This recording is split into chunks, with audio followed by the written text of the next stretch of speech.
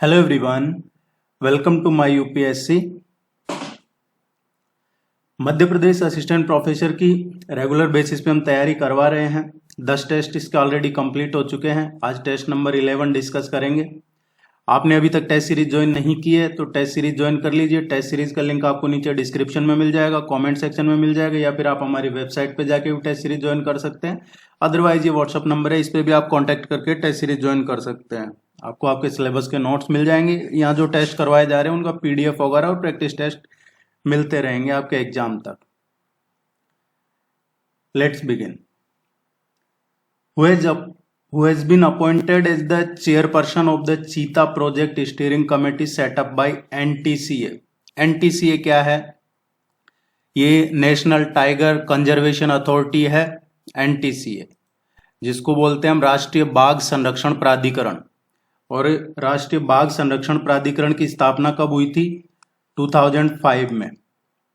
ये किस में एक बनाया गया था प्रोजेक्ट टाइगर शुरू हुआ। उसके बाद में जो टाइगर टास्क फोर्स थी, प्रोजेक्ट टाइगर के बाद में टाइगर टास्क फोर्स बनी और टाइगर टास्क फोर्स की सिफारिश के बाद टाइगर टास्क फोर्स ने रिकमेंड किया और उसी के बाद प्राइम मिनिस्टर ऑफ इंडिया ने एस्टैब्लिश किया इसको राष्ट्रीय बाघ संरक्षण प्राधिकरण को, जिसको नेशनल टाइगर कंजर्वेशन अथॉरिटी बोलते हैं। ये एक स्टैट्यूटरी बॉडी है जो कि मिनिस्ट्री ऑफ एनवायरनमेंट, फॉरेस्ट और क्लाइमेट चेंज के अधीन आती है। ये क्वेश्चन की बात करते हैं। ये करंट अफेयर का क्वेश्चन है मध्य प्रदेश का ही। राजेश बंसल अभी इसके चेयरपर्सन अपॉइंट किए गए हैं। जो secretary general of global tiger form है उनको अपॉइंट किया गया है as a chairman.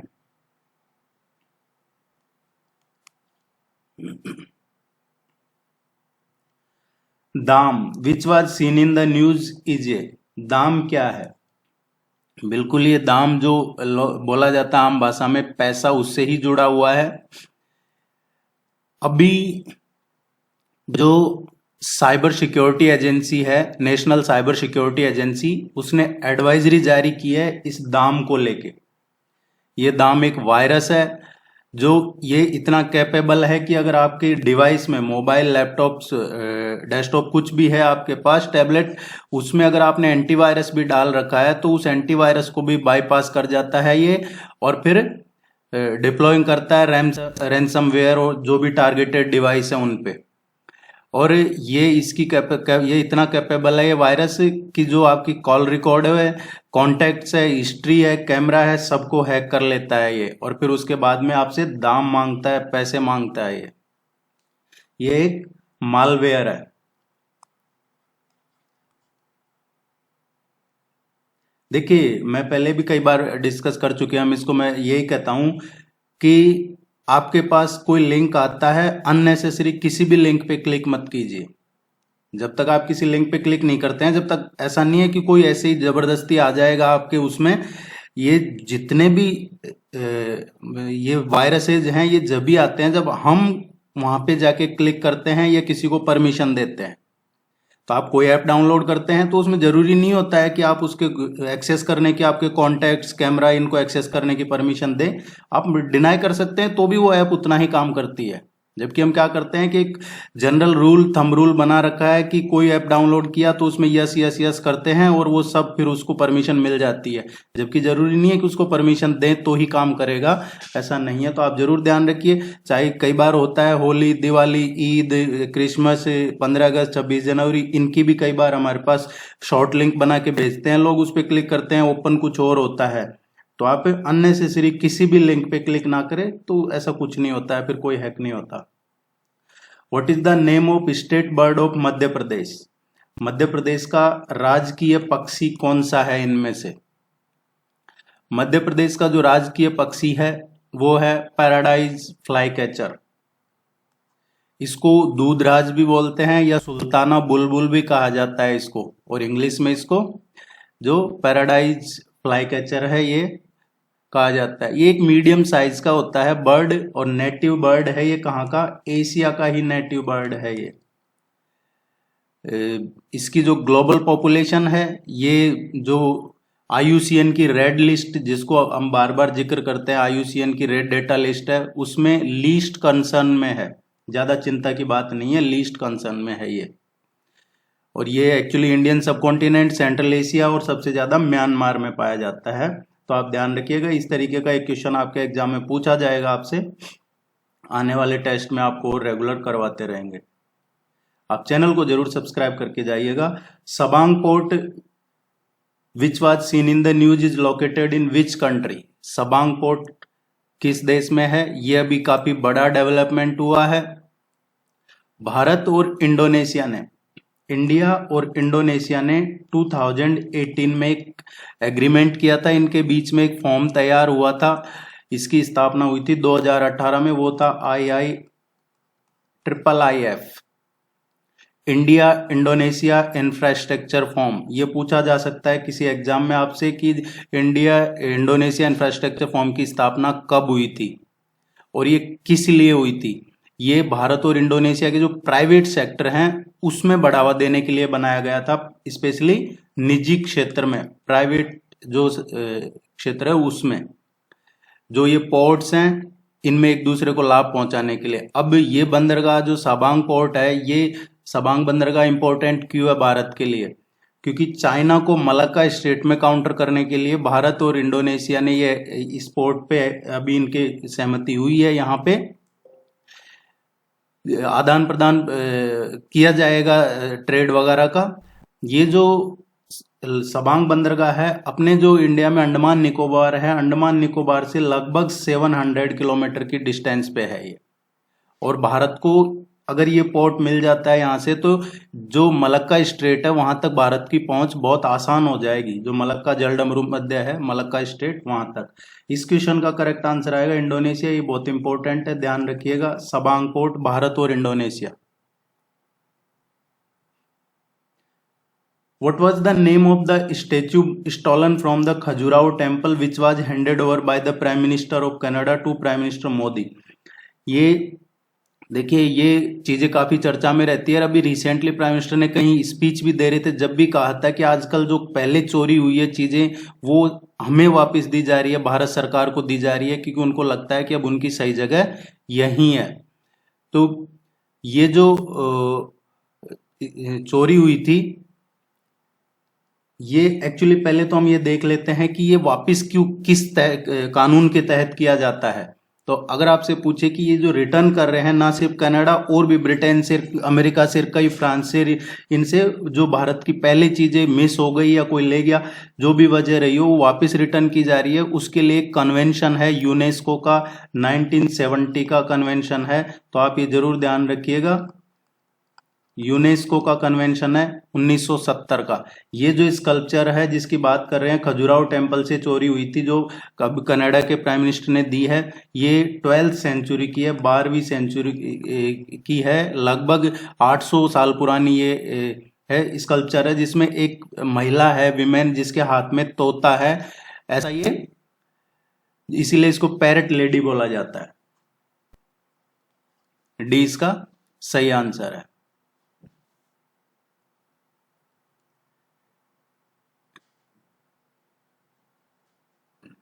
Recently, the Godar Dev temple of which district was declared ये state protected monument by the Madhya Pradesh cultural department. देखिए, जो हमारे मध्य प्रदेश से देखते हैं उनमें से कुछ लोग क्या है, उनको प्रोनाउंसिएशन का इश्यू रहता है। तो आप इसको गोदर देव, तो हम तो इंग्लिश में यही पढ़ते हैं, आप लोकल लैंग्वेज में इसको गोदर देव बोल लीजिए। हिंदी के टेस्ट करोगे, आप टेस्ट सीरीज ज्वाइन कर लीजिए, तो हिंदी में जो मिलेगा आपको, वहां पे ये आपका जो गोदर देव टेम्पल है वो ही मिलेगा आपको, ऐसा लिखा हुआ। तो इसमें आप कंफ्यूज ना हो, अननेसेसरी कमेंट करके टाइम खराब ना करे खुद का।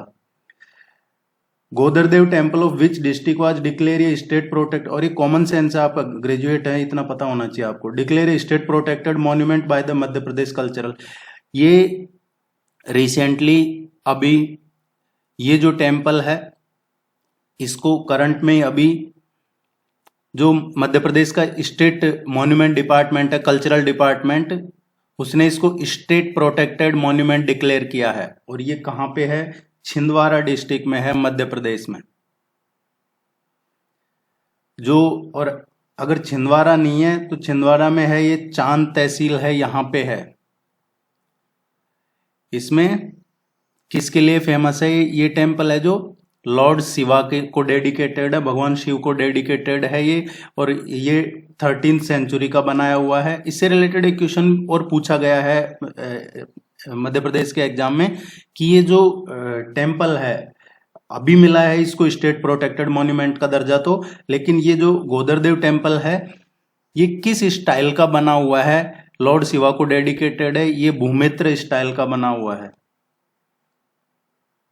भूमित्र स्टाइल का बना हुआ है ये। तो ये कुछ चीजें इसके बारे में आप ध्यान रखिएगा। आपसे इस तरीके से पूछा जा सकता है कि अभी हाल ही में किस मंदिर को ये स्टेट प्रोटेक्टेड मॉन्यूमेंट का दर्जा दिया गया है। इन which year was the Madhya Pradesh राजकोषीय उत्तरदायित्व एवं बजट प्रबंधन अधिनियम पास्ड? ये जो मध्य प्रदेश राजकोषीय उत्तरदायित्व एवं बजट प्रबंधन अधिनियम है, ये किस साल पास किया गया है? इस तरीके का एक क्वेश्चन एग्जाम में आप एक्सपेक्ट कर सकते हैं। तो सबसे पहले तो हम ये देखते हैं कि जो मध्य प्रदेश राजकोषीय उत्तरदायित्व एवं बजट प्रबंधन अधिनियम है, ये किस चीज के लिए बनाया गया था? ये बनाया गया था जो फिस्कल है उसके मैनेजमेंट के लिए। इसमें स्टेट गवर्नमेंट ने की रेस्पॉन्सिबिलिटी इसमें है कि जो फिस्कल मैनेजमेंट है, चाहे वो रेवेन्यू डिफिसिट हो, फिस्कल डिफिसिट हो, इस तरीके की जो चीजें हैं, फिस्कल सस्टेनेबिलिटी या ट्रांसपेरेंसी हो, फिस्कल ऑपरेशंस जो गवर्नमेंट के हैं, उनके लिए ये बनाया गया था। अब ये कब बनाया था? ये 2005 में बनाया गया था। तो दो चीजें क्लियर हो गई आपके, एक तो 2005 में इसकी स्थापना हुई है, और दूसरा ये फिस्कल मैनेजमेंट के लिए, रेवेन्यू डेफिसिट, फिस्कल मैनेजमेंट, या जो भी गवर्नमेंट की fiscal management and fiscal stability कह सकते हो आप इसको। Which one of the following place of Madhya Pradesh is on or nearest to 80 degree east longitude? देखिए, हम जब शुरू के क्लास करवाए हैं उसमें देखा होगा आपने 82 डिग्री करवाया था, 82.5 डिग्री ईस्ट, जो इलाहाबाद से होके निकल रही है उसको करवाया। तो 80 degree east longitude Madhya Pradesh में इनमें से कौन सी सिटी सबसे नजदीक है? ये क्वेश्चन में पूछा गया है। आपको मध्य प्रदेश का मैप करवाया जा चुका है, आप उसको बार बार पढ़ेंगे तो आप इस क्वेश्चन को, इस तरीके का अगर क्वेश्चन एग्जाम में आते हैं तो आप इजीली कर देते हैं। देखिए, जबलपुर है, जबलपुर का अगर हम देखें तो इसका जो लॉन्जिट्यूड है ये है 79.93। रीवा का देखें तो रीवा है, ये इससे भी पहले आ जाता है। पन्ना का देखेंगे तो पन्ना है 80.18 पे। कटनी का देखेंगे ये 80.42 पे है। सो अब देखेंगे इसमें कौन सा 80 के नजदीक है। ये जो रीवा रह गया है इसका है 71 पॉइंट समथिंग आता है, इसका एक्चुअल है जो 71.81 या 80 है। आप इसको कंफर्म चेक कीजिएगा, या तो 81 है या 80 है। जो सबसे नजदीक है 80 डिग्री के वो ये है जबलपुर। ए इसका करेक्ट आंसर आएगा। Bhavantar Bhugtan Yojana of Madhya Pradesh is related to which sector? जो भावांतर भुगतान योजना है ये कौन से सेक्टर से रिलेटेड है? देखिए, भुगतान योजना है, जैसा इसके नाम में लग रहा है, ये गवर्नमेंट ऑफ मध्य प्रदेश की है। और इस स्कीम के में क्या होता है कि जो फार्मर्स हैं उनको डिफरेंस पे किया जाता है ऑफिशियली। जो एक तो मिनी जो एमएसपी है उसका जो ऑफिशियल डिफरेंस है, उनकी प्राइस किस में बिकी है, किस दाम में, और गवर्नमेंट का जो ऑफिशियल एमएसपी है वो। तो जो भी हाई होता है, एक तो मॉडल प्राइस हो गया जिसपे उन्होंने अपनी फसलें बेची है, वो मॉडल प्राइस हो गया। और दूसरा जो मिनिमम सपोर्ट प्राइस है, मॉडल प्राइस तो ये गवर्नमेंट का हो गया, और जो मिनिमम सपोर्ट प्राइस जिसपे उन्होंने अपना फसल बेचा है उसमें डिफरेंस जो ज्यादा होता है, वैसे गवर्नमेंट का रेट ज्यादा है तो फिर गवर्नमेंट डिफरेंस देती है किसानों को, तो ये एग्रीकल्चर फील्ड के लिए है, एमएसपी के रिगार्डिंग है, जो डिफरेंस होता है वो दिया जाता है किसानों को।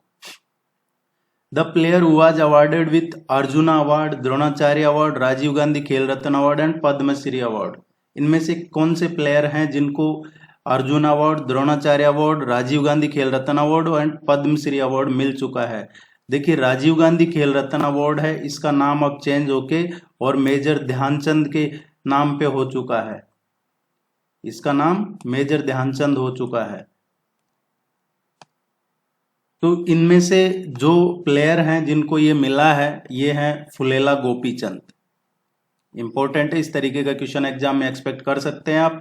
जो राजीव गांधी खेल रत्न है, इसका नाम मेजर ध्यानचंद अवार्ड किया, ये कब किया है आप इसको क्रॉस चेक कीजिएगा, ये आई थिंक अगस्त 2021 में किया है, और अगर एग्जैक्ट बात करें तो 5 या 6 अगस्त को किया है, ये 5 या 6 अगस्त 2021 को किया है, जहां तक है क्रॉस चेक कर लीजिएगा। बाकी इसका मेजर ध्यानचंद, इसका नाम चेंज कर लिया है, ये डी इसका करेक्ट आंसर है। विच one of the following rivers does not join river Chambal? इनमें से चंबल को कौन सी ज्वाइन नहीं करती है, कौन सी नदी चंबल में जाके नहीं मिलती है? इसका जो करेक्ट आंसर आएगा सी आएगा, बेतवा। बेतवा रिवर मध्य प्रदेश और उत्तर प्रदेश में फ्लो होती है, और बेतवा नदी है जो चंबल में मर्ज नहीं होती है, ज्वाइन नहीं करती है, ये ज्वाइन करती है यमुना को, यमुना को ज्वाइन करती है। बाकी सब जो ये है, ये चंबल की ट्रिब्यूटरीज है, सहायक नदियां हैं। चंबल की जो सहायक नदियां कौन सी है? बनास, काली सिंध, शिप्रा, पार्वती, ये सब चंबल की सहायक नदियां हैं।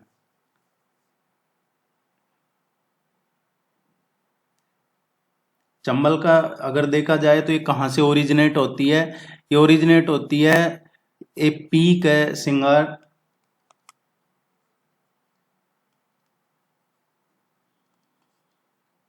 ये जो विंध्याचल माउंटेन है उसके स्लोप में, इंदौर के आसपास से ये यहां से ओरिजिनेट होती है, और फिर ये नॉर्थ डायरेक्शन में फ्लो होती है, देन नॉर्थ ईस्ट में फ्लो होकर राजस्थान में एंटर करती है, और बाद में ये यमुना में मिल जाती है इटावा में। इटावा जो है वहां पे ये यमुना में मिल जाती है। मध्य प्रदेश से झालावाड़, कोटा इधर होके फिर धौलपुर से आगे ये इटावा में, चंबल में जाके इसमें यमुना में मर्ज हो जाती है। Which district of Madhya Pradesh has highest percentage of scheduled tribe population?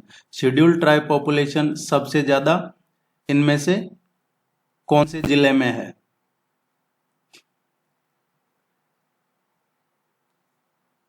देखिए झाबुआ जो है, इसमें शेड्यूल्ड ट्राइब पॉपुलेशन है 86%। बारवानी है, बारवानी में इसमें 66% के आसपास है। जो ढिंडोरी है, इसमें 64% के आसपास शेड्यूल्ड ट्राइब पॉपुलेशन है, और अलीराजपुर जो है इसमें सबसे ज्यादा है 88.98%, अराउंड 89%। देखिए अभी रिसेंटली ये जो एक बाबा है, एक कोई बागेश्वर, इनका कोई प्रोग्राम हो रहा था, तो कई लोग हैं जो उसमें मध्य प्रदेश हाई कोर्ट में पहुंच गए थे कि ये प्रोग्राम कैंसिल करवाइए, क्योंकि वहां पे ट्राइबल एरिया है और ट्राइब्स को प्रॉब्लम होगी, वहां उनके जो भी धार्मिक चीजें हैं वो उनमें प्रॉब्लम होगी।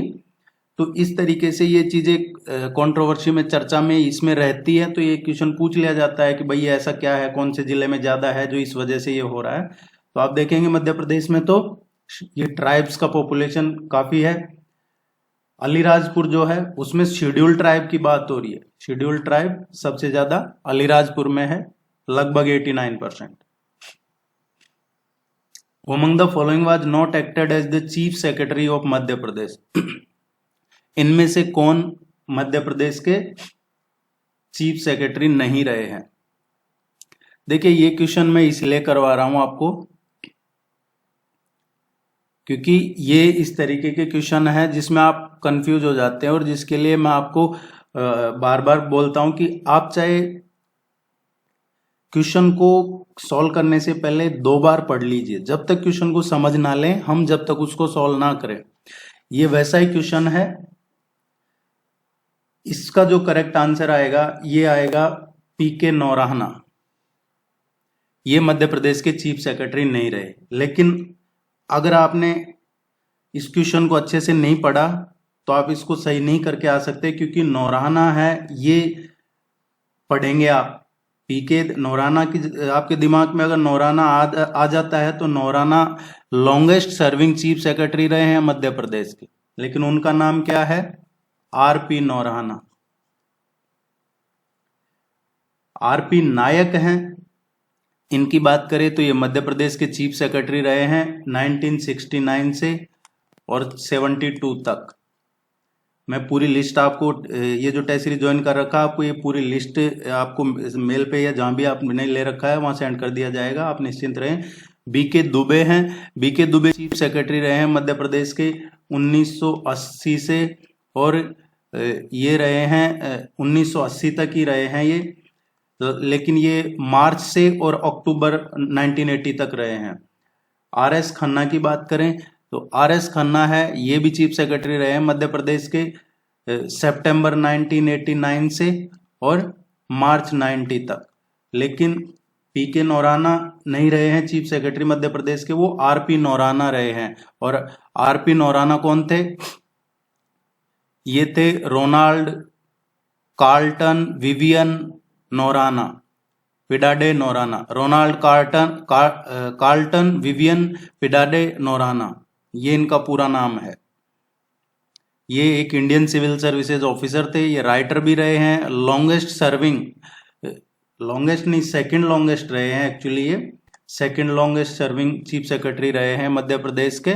इनकी एक बुक भी है, काफी फेमस बुक है, जो कई बार पूछ ली जाती है एग्जाम में, वो भी आप ध्यान रखिएगा, ये tale told by an idiot.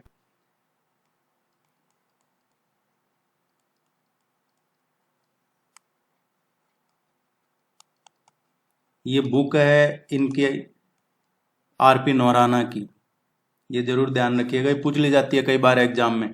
और ये इनको जो 3rd हाईएस्ट सिविलियन अवार्ड है हमारे यहाँ पद्म भूषण, वो भी मिला हुआ है 1975 में।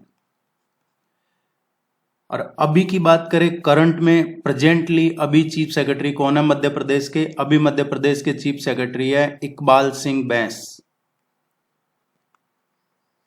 इकबाल सिंह अभी मध्य प्रदेश के चीफ सेक्रेटरी है, और ये लगभग 2020 से यही चल रहे हैं, पिछले 2-2.5 साल से। तो ये आप जरूर ध्यान रखिएगा, क्वेश्चन को अच्छे से पढ़ना है, गलत नहीं हो। Which organisation is giving financial support for Tejaswini rural women's empowerment programme? ये इसको जो वित्तीय सहायता है वो किसकी तरफ से दी गई है? इसका जो करेक्ट आंसर आएगा IFAD आएगा इसका करेक्ट आंसर। ये ऑपरेशनल हुआ है 2007 में, लेकिन IFAD क्या है? ये international fund for agriculture development है, ये एक इंटरनेशनल फाइनेंशियल इंस्टीट्यूट है, और जो यूनाइटेड नेशन है उसकी एजेंसी है, ये स्पेशलाइज्ड एजेंसी है। और ये किसके लिए काम करती है? To address poverty and hunger rural areas में, जो डेवलपिंग कंट्री है, जो विकासशील देश हैं उनमें रूरल एरिया में गरीबी और जो हंगर है उसको एड्रेस करती है। और फिर अगर किसी को फाइनेंशियल असिस्टेंस चाहिए, सपोर्ट चाहिए, तो फिर ये UN की तरफ से इसकी मदद मिलती है। IFAD international fund for agriculture development implement हुआ था ये मध्य प्रदेश और महाराष्ट्र में 2007 में मध्य प्रदेश में, और 2018 में ये महाराष्ट्र में इम्प्लीमेंट किया गया था। सी इसका करेक्ट आंसर है।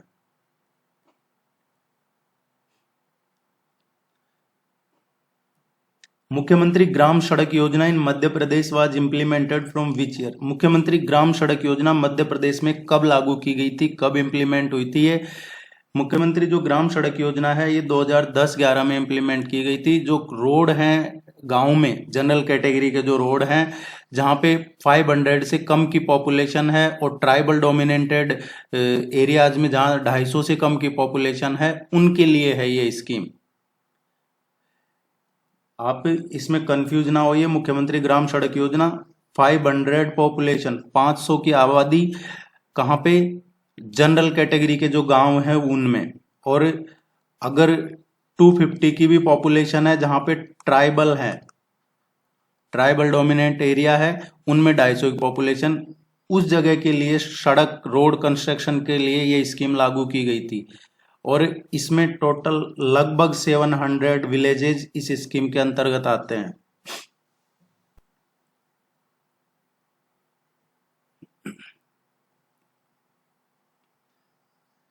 The state commission submits its annual report to the, जो स्टेट कमीशन है वो अपनी एनुअल रिपोर्ट किसे सबमिट करता है? स्टेट राज्य कमीशन जो है, स्टेट कमीशन, वो अपनी वार्षिक रिपोर्ट सबमिट करता है स्टेट गवर्नमेंट को। अब इसमें अगर यहाँ पे पब्लिक जोड़ दिया जाता है, स्टेट पब्लिक कमीशन, तो फिर स्टेट पब्लिक कमीशन अपनी रिपोर्ट सबमिट करता है गवर्नर को, फिर गवर्नर को सबमिट करता है।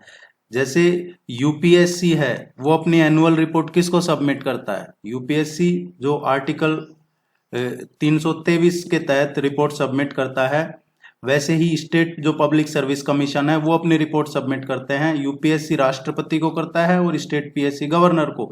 लेकिन स्टेट कमीशन की बात हो रही है तो स्टेट कमीशन स्टेट गवर्नमेंट को अपनी एनुअल रिपोर्ट सबमिट करता है। कैप्टन रूप Singh stadium is related with which sports?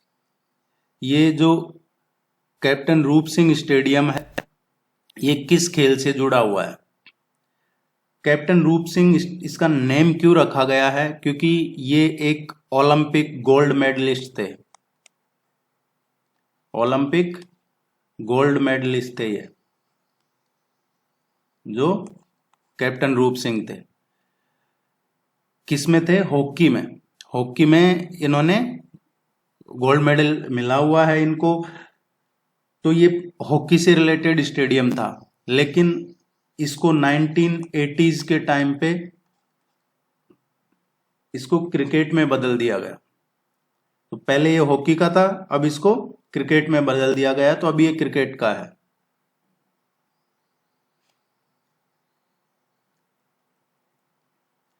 Which of the following sports award is related to Madhya Pradesh state? Madhya Pradesh से जुड़ा हुआ कौन सा स्पोर्ट्स अवार्ड है इनमें से? लक्ष्मण अवार्ड। लक्ष्मण अवार्ड है, ये स्पोर्ट्स अवार्ड है उत्तर प्रदेश का। गांधर्व अवार्ड, जो गांधर्व अवार्ड है, कुमार गांधर्व अवार्ड, ये अवार्ड एसोसिएटेड है किसके साथ? इंडियन म्यूजिक के साथ। एकलव्य अवार्ड है, एकलव्य अवार्ड ये दिया जाता है, स्पोर्ट्स अवार्ड दिया है ये मध्य प्रदेश गवर्नमेंट का। अर्जुन अवार्ड है, ये स्पोर्ट्स के अचीवमेंट में, जो स्पोर्ट्स के फील्ड में जो आउटस्टैंडिंग अचीवमेंट है उसको रिकॉग्नाइज करने के लिए गवर्नमेंट ऑफ इंडिया अवार्ड देती है ये मध्य प्रदेश का नहीं है। एकलव्य अवार्ड ये मध्य प्रदेश राज्य का, स्टेट मध्य प्रदेश स्टेट का अवार्ड है, स्पोर्ट अवार्ड, स्पोर्ट्स अवार्ड है। आप जरूर ध्यान रखिएगा।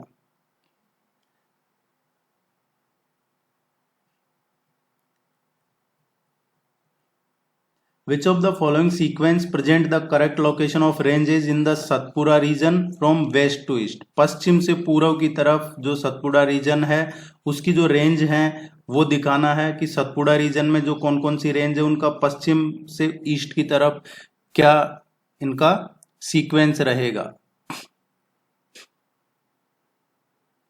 देखिए सतपुड़ा रेंज है, ये डेक्कन प्लेट्यू का ही पार्ट है, जो डेक्कन प्लेट्यू है इंडिया का उसका ही पार्ट है सतपुड़ा रेंज। ये एक सतपुड़ा जैसा इसका नेम है, ये 7 माउंटेन्स की सीरीज है सतपुड़ा रेंज, वेस्टर्न इंडिया में लोकेटेड है। और ये सतपुड़ा रेंज कहाँ से पास होती है? मध्य प्रदेश, महाराष्ट्र, मध्य प्रदेश और महाराष्ट्र से पास होती है।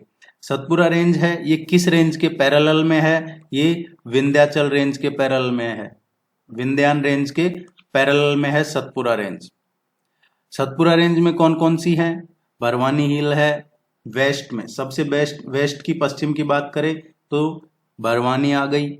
देन इसके बाद में महादेव हिल्स है, ये नॉर्थ में है, और जो मैकल रेंज है वो ईस्ट में है।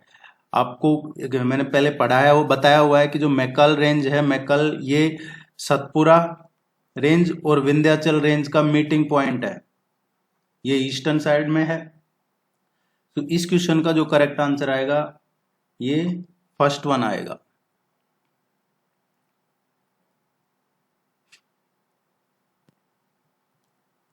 Among the following built Tribhuvan Narayan temple at Chittor. ये चित्तौड़ राजस्थान में है, लेकिन ये जो टेम्पल है ये मध्य प्रदेश में भी जुड़ा हुआ है, अभी चर्चा में है, इसलिए क्वेश्चन करवाया जा रहा है आपको। जो त्रिभुवन नारायण टेम्पल है इसको बनाया था राजा भोज ने, जो परमार डायनेस्टी के थे राजा भोज, इन्होंने बनाया था 11वीं सेंचुरी में। ये हिंदू टेम्पल है और ये डेडिकेटेड है शिवा को, लॉर्ड शिवा, भगवान शिव को डेडिकेटेड है, और ये चित्तौड़ का जो किला है राजस्थान में उसमें है ये। सी इसका करेक्ट आंसर आएगा। Which of the following has not been the commissioner of Madhya Pradesh state election commission? Madhya Pradesh का जो स्टेट इलेक्शन कमीशन है उसका इनमें से कौन कमिश्नर नहीं रहा हुआ है?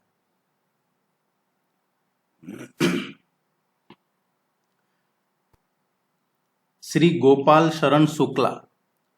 गोपाल शरण शुक्ला है, ये सेकंड स्टेट इलेक्शन कमिश्नर थे मध्य प्रदेश। जो ये स्टेट इलेक्शन कमीशन है इसके सेकंड जो कमिश्नर थे यही थे, ये 2000 से और 2006 तक रहे हैं। अजीत रायजादा हैं, ये 2010 से और 2013 तक रहे हैं, और ये फोर्थ स्टेट जो इलेक्शन कमीशन है राज्य चुनाव आयोग उसके कमिश्नर रहे हुए हैं। जो परशुराम है, आर परशुराम, ये 5th कमिश्नर रहे हुए हैं, 5वें, 2013 से और 2018 तक, 2018 तक। श्री अवनी वैश्य हैं, ये देखिए एक्चुअली ये श्री नहीं है,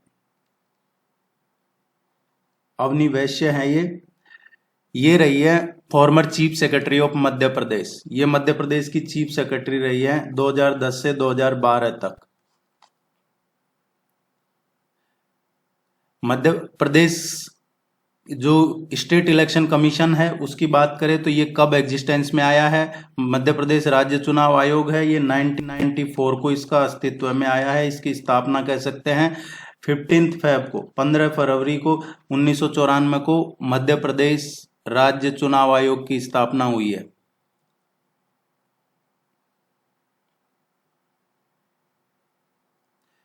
अभी करंट में कौन है state election commissioner Madhya Pradesh के? ये आप चेक कीजिएगा, जहां तक मेरी जानकारी में है अभी बीपी सिंह है, आप क्रॉस चेक जरूर कीजिएगा। बाकी बसंत प्रताप सिंह अभी शायद करंट स्टेट इलेक्शन कमिश्नर है मध्य प्रदेश के, ये बदलते रहते हैं तो आप अपडेट रहिएगा। Which two cities of Madhya Pradesh included in town of export excellence? ये आजकल कई जगह पूछे जा रहे हैं इस तरीके के क्वेश्चन, अलग अलग स्टेट के जो एग्जाम्स लग रहे हैं उनमें टाउन ऑफ एक्सीलेंस का मैं आपको बता देता हूं। टाउन ऑफ एक्सीलेंस इंडिया में कहां कहां कौन कौन से टाउन ऑफ एक्सीलेंस है? पहला है यूपी उत्तर प्रदेश में, और ये किसके लिए फेमस है? हैंडलूम्स के लिए। दूसरा मालिहाबाद, ये भी उत्तर प्रदेश में ही है, ये हॉर्टिकल्चर प्रोडक्ट्स के लिए फेमस है। एक कानपुर है, कानपुर भी उत्तर प्रदेश में है, ये लेदर जो प्रोडक्ट्स हैं लेदर के उनके लिए है। आगरा ये भी उत्तर प्रदेश में है, ये भी लेदर के प्रोडक्ट्स के लिए फेमस है। पानीपत पानीपत है हरियाणा में, और ये भी लेदर के, हरियाणा में ये वूलन के प्रोडक्ट्स के लिए है, जो वूलन के प्रोडक्ट्स हैं उनके लिए फेमस है। इसके अलावा जो टाउन ऑफ एक्सपोर्ट एक्सीलेंस है उसमें लुधियाना है, लुधियाना पंजाब में है, ये वूलन के लिए ही है। एक भिवंडी है महाराष्ट्र में, वो भी वो टेक्सटाइल के लिए है। अगरतला त्रिपुरा है, ये बम्बू कैन या हैंडीक्राफ्ट्स के लिए है। मध्य प्रदेश की बात करें तो मध्य प्रदेश का जो है ये देवास इंदौर, ये टाउन ऑफ एक्सपोर्ट एक्सीलेंस, और ये किस चीज के लिए है? जो सोया मील हैं या सोया प्रोडक्ट्स हैं वो इंदौर सिटी के सोया। और देवास का जो फार्मास्यूटिकल है, फार्मास्यूटिकल वो देवास का है। तो ये आप जरूर ध्यान रखिएगा, जो जो इंपॉर्टेंट सिटीज हैं ये पूछा जाता है कई बार। आप चैनल को सब्सक्राइब जरूर कीजिएगा, वीडियो को लाइक कीजिएगा, सपोर्ट कीजिए। बोधन दोवा वाज द कमांडर सेनापति ऑफ, बोधन दोवा वाज द कमांडर सेनापति ऑफ, ये जो शाहगढ़ के राजा हैं उनके कमांडर थे ये।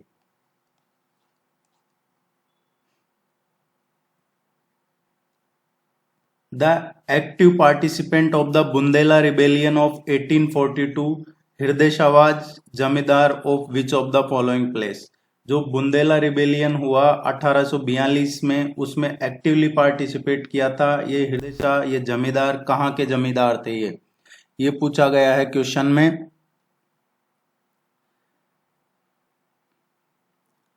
देखिए आपको है जो यहाँ पे कुछ क्वेश्चन आपको लगा होगा मिस हैं, हाँ कुछ क्वेश्चन रैंडमली मिस हैं, टेस्ट सीरीज के पूरे क्वेश्चन नहीं करवाए गए हैं यहाँ पे आपको, तो आप टेस्ट सीरीज ज्वाइन कर लीजिए ताकि आपको पूरे 50 क्वेश्चन मिले। क्योंकि ऐसा नहीं हो कि आप यहाँ देखने के बाद आपको लगे क्वेश्चन मिस क्यों है, वो जैसा कि मैंने आपको पहले भी इन्फॉर्म किया है कि यहाँ पे पूरे टेस्ट नहीं मिलेंगे। इस क्वेश्चन का करेक्ट आंसर आएगा डी, ये हीरापुर के जमींदार थे, और ये कहाँ पे है? ये टाउन है बालाघाट डिस्ट्रिक्ट में। All the very best, good luck, thank you very much.